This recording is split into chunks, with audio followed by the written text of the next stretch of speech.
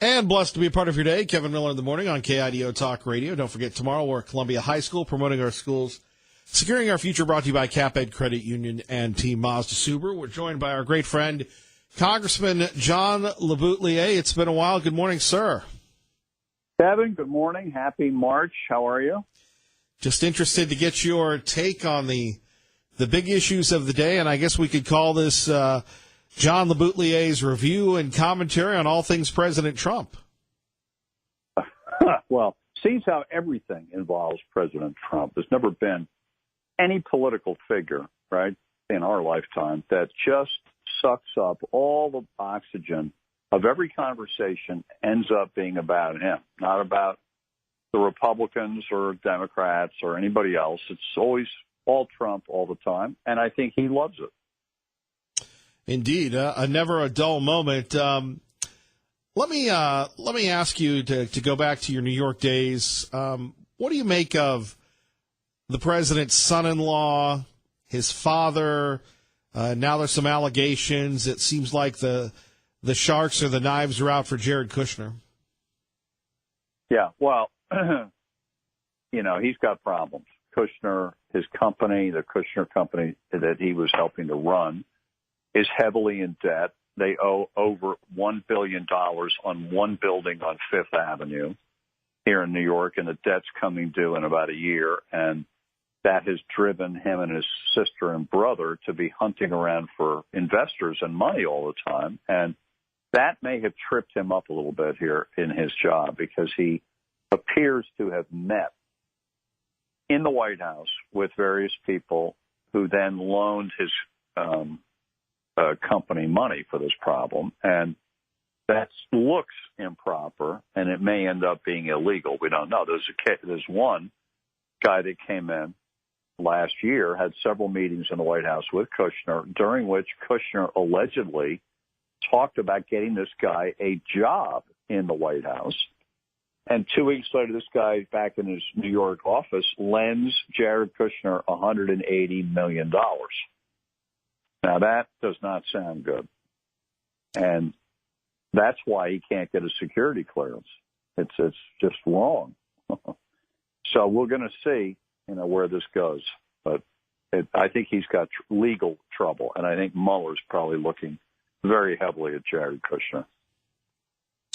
Based on your experience in Congress and on Fox News and dealing with these high-profile guys, being a high-profile guy, what's it like to be inside the bubble, whether you're a target of the special counsel or the target of the press, living within that bubble, whether it's Congress or the White House?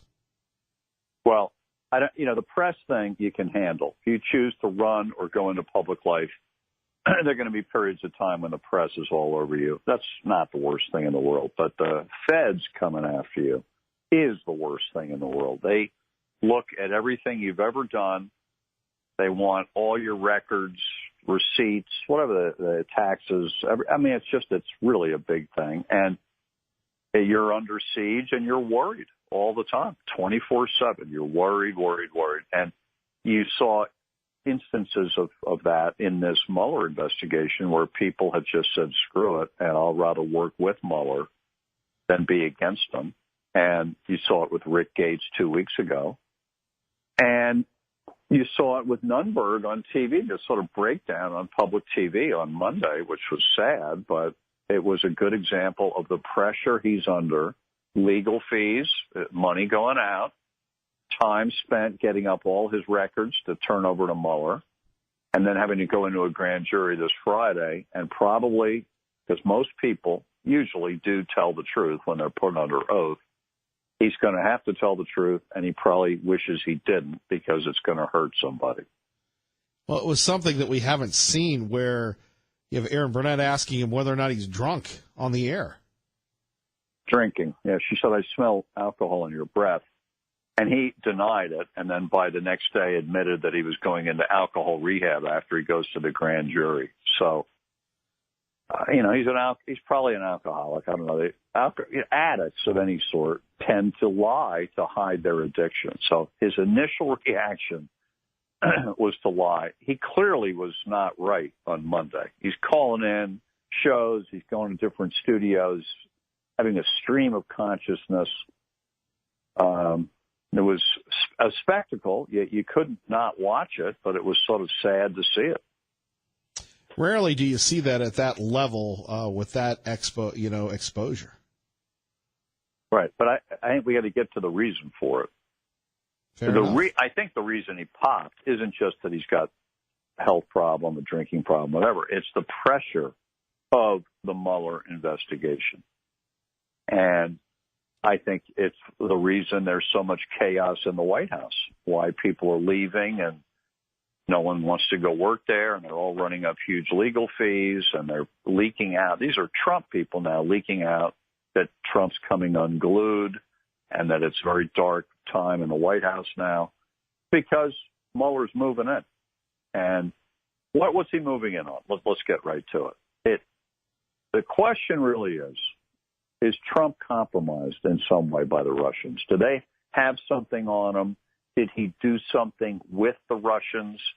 Do they have some leverage on him? Is there a reason that you and I and your listeners do not yet know why Trump is so friendly towards Putin? He'll criticize every ally we have, everybody in the government, every other Republican. He'll criticize everybody on the planet, Kevin, except Vladimir Putin. Why? Why when the Congress last summer, the Republican Congress, overwhelmingly passes new sanctions on Russia, why will President Trump not implement those sanctions? I think we're going to have to find out what's his deal with the Russians. If it's not bad, then he'll be fine. But if it is bad, it's going to be found out, and it's not going to be pretty. Our great friend, Congressman John LeBoutillier, joining us here. Kevin Miller in the morning on KIDO Talk Radio. What do you make of Gary Cohn saying we'll be seeing you after the tariff announcement? Well, I've studied this thing all night, read everything I could. I watched interviews of people who know him. He hung in the first year to get that tax cut done. That was his baby. It did get done, of course. And then he went to the president and the chief of staff a month ago, and he said, I'm not being utilized. I'm only using 20% of my brain. I want something more to do that I can use 80% of my brain. And the president said, well, how about throwing yourself into infrastructure, which Cohen said, great. But that's not going anywhere this year. There's nothing to do. And meanwhile, he was fighting this rearguard action to stop tariffs because most sensible economists know that tariffs sound good when you first hear about it. But when you then see what's coming as a retaliation, it's not good. And nobody wins in a trade war. And Trump says, oh, yeah, we're going to win. No, we're not. It is not going to be pretty if we have a trade war. And a lot of our jobs will be cost, and our consumers will pay more for goods in America. Cohen tried to convince the president of that, lost the fight, and said, the hell with it, I'm out of here. But apparently not with bad feeling that he could be brought back down the line for some other job, possibly. John LeBoutillier with us now. Congressman, if people want to get a hold of you or hear your commentary, what can they do? I do a podcast every week called Revolution _ the podcast. It's on iTunes and SoundCloud, or you could go to my website, John LeBout, one word, JohnLebout, johnlebout.com. Let's delve further. What's going on with your old colleagues in the House and the Senate, or are they just supporting actors in the drama that continues throughout Washington? Well, I think right now they're just worried about getting reelected. There's going to be nothing else done this year of any major nature legislatively. It's an election year. They never do much. Republicans are getting a little nervous about whether they're going to hold the House in November or not. The Senate, they're a little less worried about it. But no one knows, because it's only March 7th. We don't know yet if there's going to be a wave election in November. There are some indications that there might be a wave for the Democrats, which would basically be an anti-Trump wave. Democrats, independents, women, young voters, and minorities really don't like Trump. And so the question is, will they come out in big numbers and vote against the Republicans to punish Trump in November? That's what everyone's holding their breath on. But it's too early to tell. Right. Again, you have the media saying it's going to be a wave, and we don't know whether or not that'll happen. I think we know this. It's traditional that the party in power, Republicans, are going to lose some seats. That's normal. The only issue is how many. Now, if we lose 24, we lose control of the House. Last time we had a first-term president with the other party running against him was 2010. Obama's president, same thing, got a Democratic House and Senate, and they lost 63 seats in the House. Huge, huge blowout. So they only need to win 24. I don't know if they're going to win 24, 30, 40, 10. We don't know, but they're going to win more than they're going to lose in the House. And part of the evidence of that is how many Republicans are retiring. A lot of Republicans said the hell with it, and they're getting out. And I think they are doing that because they feel this wave might come against them. Well, let's get to the big question. Our great friend John LeBoutillier joining us, Kevin Miller in the morning here. Congressman, if the Democrats take the House, will they make a run at impeachment? I think they will, but they have to have something to impeach Trump on. So at some point, Mueller will finish his investigation. He will write a report. The way it works is he writes a report. He gives it to Rod Rosenstein, his supervisor in the Justice Department. Rosenstein makes the decision, do I send it to the House or not? So we got a ways to go. But if there's enough evidence in there, they will send it to the House for sure. And the House, we don't know what the House will be. Will it still be a Republican House? Will it be before the election? Will the Democrats win the House? Does the report come afterwards? We don't know any of that.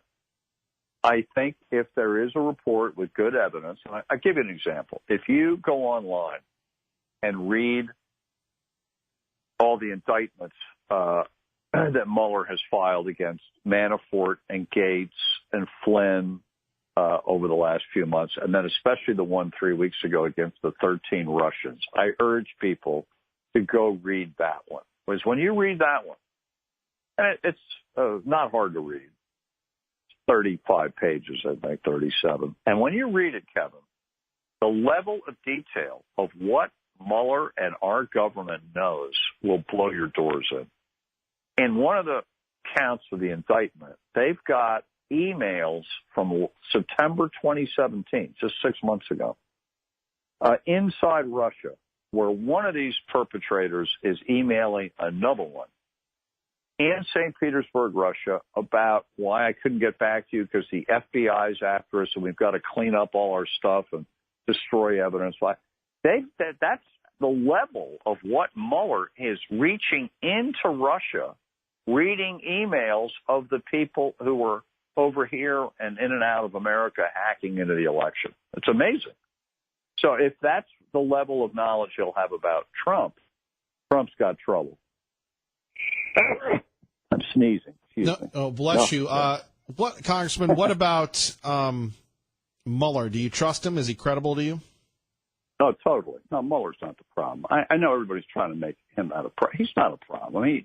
Mueller's a great American, lifelong public servant. One of my older brothers went to boarding school with Bob Mueller, so I've heard about Bob Mueller for 50 years. And everybody who knows him served with him in the service or in the U.S. Justice Department. He is a Republican. He's above reproach. He's completely good. And that's good for Trump because if Mueller comes back, and I'm just saying hypothetically, if Mueller comes back and he says, well, I found criminality by Jared Kushner and Paul Manafort, but I found nothing criminal for Donald Trump, then Trump is clean. For the rest of his life, he can say, I had the best prosecutor look at me and clear me. And that's why Mueller's the right guy. Now, On the other hand, if Trump did something criminal, Mueller will find it and he'll go after him for it. So if I'm Trump, I'm not worried unless I have something to worry about. And Congressman, one more time, if people want to get a hold of you, your podcast or your blog, what can they do? Revolution _ the podcast. You can go to SoundCloud or iTunes, type it in. You get all of them. There's about 70 of them now. We do one every week. Or go to my website, johnlaboute.com. Always appreciate you, sir. Love being on with you, Kevin. Happy spring. Talk to you soon. Take care. Thank you. All right, bye. Bye-bye. There we have it. Our friend Congressman John LaBoutte giving us his view on the president, Bob Mueller. We'd love to get your reaction, 580-5436. 580-KIDO. You're listening to Kevin Miller on KIDO Talk Radio. Attorney General Jeff Sessions expected to outline the government's case against California. The Justice Department claims sanctuary policies make it impossible for federal immigration officials to do their jobs. Former Sacramento County Sheriff John McGinnis says the conflict is tough on law enforcement officers and it's also employers and landlords who are getting conflicting messages from the state and the federal government. The move comes after Oakland Mayor Libby Schaaf warned illegal immigrants about a pending ICE raid. Critics say she obstructed justice, but Schaaf says she broke no laws. In Washington, Rachel Sutherland, Fox News. Boy, to live in Oakland, California, amazing. You know, sometimes, and by the way, Tea Party Bob sending me an email. You put on the dirty boot, I give you the boot. Okay, Tea Party Bob. Do appreciate Congressman John LaBoutte joining us. But one thing that I would love to hear from, and these are folks that have moved to the Treasure Valley recently. And yes, we are getting a ton of people from the state of California, but maybe it's time for like a good old day review. What was California like when it was good? I mean, obviously, not only are we talking about a sanctuary city, we're talking about a sanctuary state. We're talking about the end of order as we know it when we have a state openly defying the federal government. Now, some people say, well, maybe we should do that here. It never works out when you defy the federal government. Just ask our friends in the South. 826, your call's next. First, traffic and weather. And, well, let's go to Liberal Steve with Kevin Miller at KIDO Talk Radio. Good morning, Liberal Steve. Good morning, Mr. Miller. Just made me so sad yesterday to hear this news about this cannabis oil for kids and adults with seizures and other illnesses, that it was hung out to dry by somebody from Idaho Falls. And then later was found that there was collusion going on. So I did a little research, just a couple simple Googles, Freedom of Information Act. And I was shocked at the number of, outside this country even, pharmaceuticals that donated to high-ranking races in the state of Idaho that were making their own synthetic cannabinoid oil to put out on the market at a huge cost. And it shocked me, this inside the tent, with not letting any camel stick its nose in there, listen to what's going on before they even put it to a vote. It's sad, and I think of these children and the hours of testimony they had with couples talking about going out of state. Right here in our own capital, going out of state, and their sons and daughters that were suffering from seizures, for some lasting up to an hour, were overnight cured. And the evidence is in from every single state, and the cost is so small, and yet it was put to a halt. I just... Is this no longer a country that does what the citizens would like to have done, and that's release this stuff to these children? Well, look, the legislators decided that everybody's against it, so let's not have a hearing. Yeah, that's what they decided, that when everybody was for it. I mean, they had people lined up and hours of testimony. They could have gone on for days. And that's not just with Idaho. In every state that it is being used in, it's working just great. There's no THC in it, and it's so minute that, it's pathetic. It makes me so sad. And, you talk about being lost and out of control. This, and even our own president in the State of the Union address said that we have to get these drugs into the country that they're using in Europe and everywhere else. It's not FDA. We have to try them out, get them going, and and move things faster for cancer, for everything. And they don't even follow their own conservative party advice. It just ticks me off. What really ticks me off is the money I saw coming into the states, like 10,000 here, 20,000 there, donated to somebody's running for certain parts of the government in the state. It just was sickening.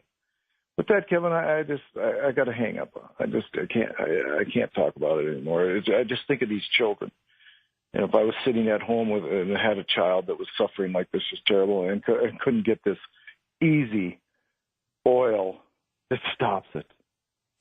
Thank you, Liberal Steve. You're listening to Kevin Miller, KIDO Talk Radio. Good morning, Maggie. Good. KIDO Talk Radio, Kevin Miller in the morning.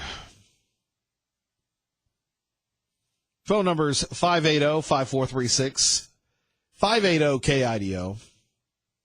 Talking about a few issues. Obviously, what's next for the economy and the markets based on what happened yesterday. Following the announcement of Cohn's resignation, the president tweeting will be making a decision soon on the appointment of a new chief economic advisor. Many people wanting the job will choose wisely. Cohn, whose departure date will come in a few weeks, decided to quit after President Trump announced he would impose stiff tariffs on imported steel and aluminum, something Cohn had been fighting. The former Goldman Sachs CEO helped to shepherd massive tax cuts, the Trump administration's only major legislative achievement. His departure underlines a fear that President Trump is increasingly adopting a protectionist stance. Many congressional Republicans see that as a threat to the U.S. economy. At the White House, John Decker, Fox News. And here we go. Kevin Miller in the morning here at KIDO Talk Radio. We're awaiting our friend Jared Halpern joining us from Fox News Radio in Washington, D.C. Before that, though, if you go to our website at KIDOTalkRadio.com, we profile a story of a 20-year-old Oregon man that has had it with Dick's Sporting Goods and had it with Walmart. He's filing suit against them. We'll tell you about that in a minute. As we said, we're joined by Jared, joining us from Capitol Hill, courtesy of Fox News Radio on KIDO Talk Radio. Jared, good morning. Good morning to you. So, Gary Cohn is out. What's the reaction on Capitol Hill? It happened so late in the day, there wasn't a lot. Listen, Cohn was seen as a pretty policy wonkish kind of figure here on the Hill, particularly amongst Republican leadership, instrumental in the tax bill, some of the other economic issues, and really I think seen through that lens of a good sort of policy influence on President Trump. It would appear through some of the reporting that's been done that ultimately that was the undoing of Gary Cohn, this dispute over the tariffs, which, by the way, are not terribly popular amongst Republican leadership here in Congress either. Just yesterday, we heard from the House Speaker, we heard from the Senate Majority Leader, both saying, let's be careful here with these proposed tariffs. It sounds like all systems are go, though. Maybe as early as the next day or two, the White House is going to formally announce what this tariff plan looks like. Of course, the reaction of the markets probably are causing a little concern. I would think. At the White House, I'm not sure. I mean, it doesn't sound like it. I mean, it doesn't sound like at this point the president's backing off from this. I mean, he was asked personally about it yesterday in his news conference. Interestingly enough, with the Swedish Prime Minister, who really pushed back. I mean, it was almost like a bit of a debate there between the Swedish Prime Minister and President Trump in the East Room of the White House as they talked about these tariffs and the trade impact that this could have. One of the concerns that you hear from not just Republicans but Democrats as well, because these tariffs I think are more popular, at least in principle, among Democrats who have called for this type of retaliation, if you want to call it that, with China, is that it's misguided, that, having this sort of blanket tariff is going to have a much bigger harm on trading partners in Europe and Canada than it will with China.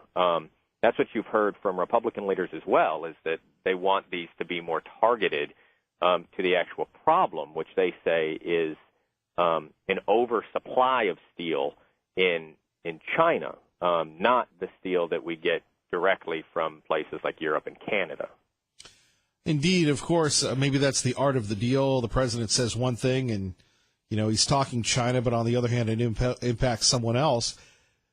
Jared, is there any big he's talked about it in the context of NAFTA. Remember, this NAFTA negotiations going on right now. The North American Free Trade Agreement, and the president trying to get what he considers a better deal with Mexico and Canada, and has said that if that goes better, then perhaps these tariffs would not apply. But again, there is some concern on the Hill about lack of specificity. Now, obviously, if they come out with a specific plan over the next couple of days at the White House and says this is the implementation and this is the timeline and this is the rate and this is the idea, maybe you see some warming up to it, but it certainly doesn't sound like right now Republican leaders are real enthusiastic. It's really the first time we've seen on a big policy issue a major rift between Republican leaders in Congress and President Trump. What about anything on the horizon as far as legislative goals? As far as tariffs are concerned, I mean, what you may see, and there's been some talk that Republicans could try and stop this legislatively, that would be tough to do, to get the president to sign that kind of legislation, unless it was sort of part of something else that would explicitly prohibit these types of tariffs from going into place. But other than just sort of like proposing that, there has not been, a serious strategy, at least publicly made, that, this is the way that Republicans would necessarily respond. Jared Halpern, live from Capitol Hill on KIDO Talk Radio from Fox News Radio. Thank you, sir. Sure thing. All right, Jared Halpern there. Always fascinating to hear from Jared. Phone number's here, 580-5436. 580-KIDO. So on one hand, we have something that we were going to get to right before we were speaking with Jared, and this is the story at KIDO Talk Radio. If you get a chance to take a look at it, maybe you'd like to share it. It's of a 20-year-old man from Oregon. It's kind of cool, actually, what he's doing. And he's deciding, I'm not going to take it from Walmart. I'm not going to take it from Dick's Sporting Goods. I'm going to sue. Because in Oregon, you're 18 and over, you can buy a rifle. Now, I believe you have to wait till 21 nationally to get a handgun. But he decided, look, it's infringing on my rights. It's age discrimination. His name is Tyler Watson, and he's hired an attorney. We don't know how much damages. On one hand, isn't this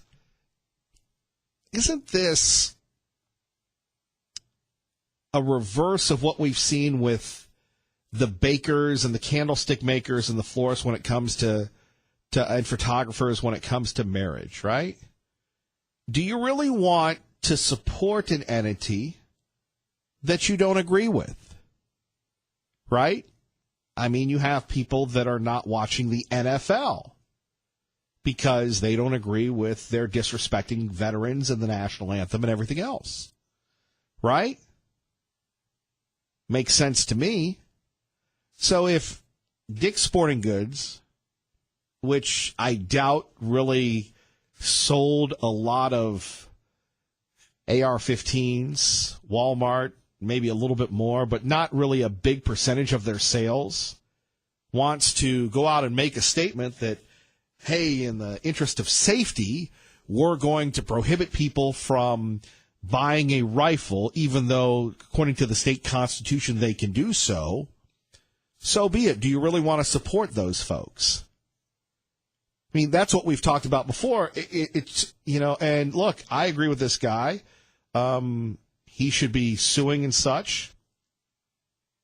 That's his right. But in reality, should he be doing that? I mean, if they don't want to sell firearms, that's their right in rifles. So we'll see what happens. It's an interesting take that you won't hear anywhere else, but the idea of suing these folks to say, no, I want to buy an AR-15 from Walmart, from Dick's Sporting Goods. It is my right when it comes to retail. By the way, that story again is at 580-5436. I'm sorry, 580-KIDO at KIDOtalkradio.com. Then you have the Department of Justice suing the state of California over enforcement of immigration laws. For those of you that have lived and loved and had your life and have fled the state of California, can you remember when California was actually sane? The person I blame for this is, you could say the libs, Governor Schwarzenegger, Governor Brown, whoever else you want to talk about, the influx, the welcoming of illegals, Governor Wilson, when he tried to, Prop 187? And all of a sudden the illegals came in and that was the end of California? But how good of a state was California? Yes, we vilify it now. It's in open defiance of the federal government. Now, here's how crazy it's begotten. And look, this is after 8 years of Barack Obama. This is after 8 years of Barack Obama saying they can do whatever they want. The federal government is going to take the state of California to court to enforce federal state immigration laws. And what are they going to do? They're going to go to, the Ninth Circuit maybe? It's impossible almost for seemingly the government to do its job, which is to protect the rest of us. And now you have people in California saying secede. Well, maybe that's not such a bad thing. Let's talk about it next. Kevin Miller, KIDO Talk Radio. And blessed to be a part of your day. Kevin Miller in the morning. How good was the state of California? That is the question at 580-5436, 580-KIDO. Big news today. We just have this in from Lieutenant Governor Brad Little. He is looking for folks to come today at the state capitol to watch him file for the candidacy for governor. So we will take a look at that and keep that in mind. Lieutenant Governor Brad Little to file for governor today at the State House at 12:45. The public and the media are invited to attend. We'll see how that plays out as well. And the race for governor will continue. We'll keep it here every morning right before Glenn Beck. But getting back to the state of California, when we, and I'm not talking about the libs, but the good people. And it's funny, I ran into a lib the other day, and they said, I should look hashtag lib or something like that. I'm sure Jim from Star is already trying to create T-shirts for that. I was talking to a young lady, and she goes, I listened to your show. And I go, oh, you did. And as many of you know, after the program, you're just trying to get yourself together. And she's going, but I'm not conservative like you, but I'm a moderate. I go, no, you're a lib. You're a lib. Just say you're a lib. There's nothing wrong about that. We all can agree to disagree. But you ever notice that when you have progressives and you have libs, very rarely, except if they're indoctrinated by public-financed, taxpayer-financed media, are they ever proud of their libness, right? Just odd to me. And you go back to the state of California. Look, we have some great people coming in from California, a lot of people coming in from California. But I'm trying to figure out when California was good. And you have these crazy wackos, either coming from the Bay Area or Los Angeles or wherever, creating their own laws. And then you have the loony wacko politicians like the mayor of Oakland tipping off criminals that they're about ready to be arrested and deported and saying she did so because the government is racist. Obviously, she violated laws. And people are saying, well, no big deal. It's no problem. That's how it is. No, it isn't. And now the federal government is actually going to sue the state of California to enforce the laws that they should have been doing as well. It's very simple. If government is to be successful, it needs to mimic what we do. If you don't pay your bills, you're in trouble, right? If you don't pay your bills, you're in trouble.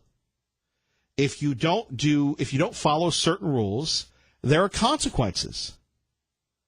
One of the most beautiful things a person can do is when they swear an oath to the Constitution when they go into the military.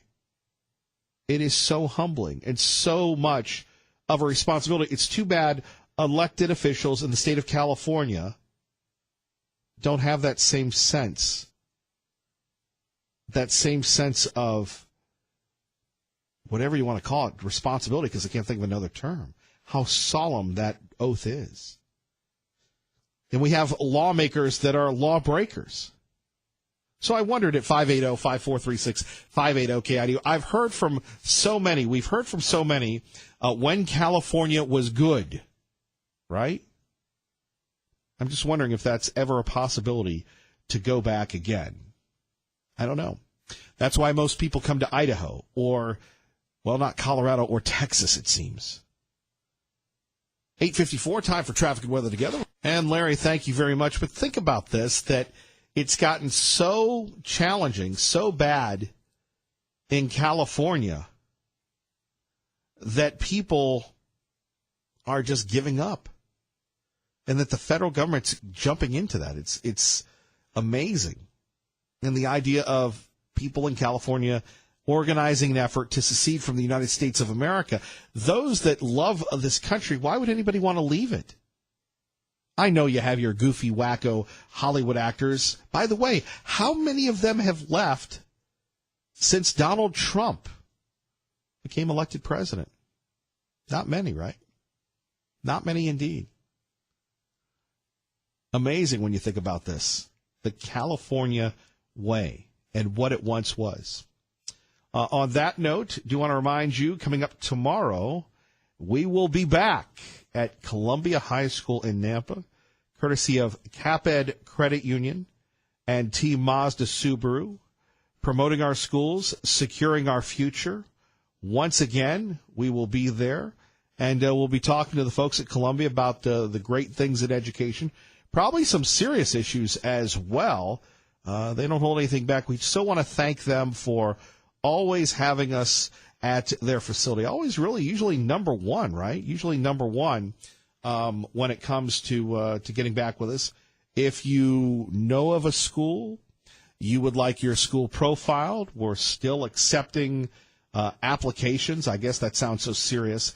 Applications for the upcoming school year. Oh, how do I get my school in line? Simply do this, whether it's a charter school, public school, private school, any school. We've had homeschool folks come in for a day. That's right, homeschool folks have come in. It's been a couple years, I think. Come in.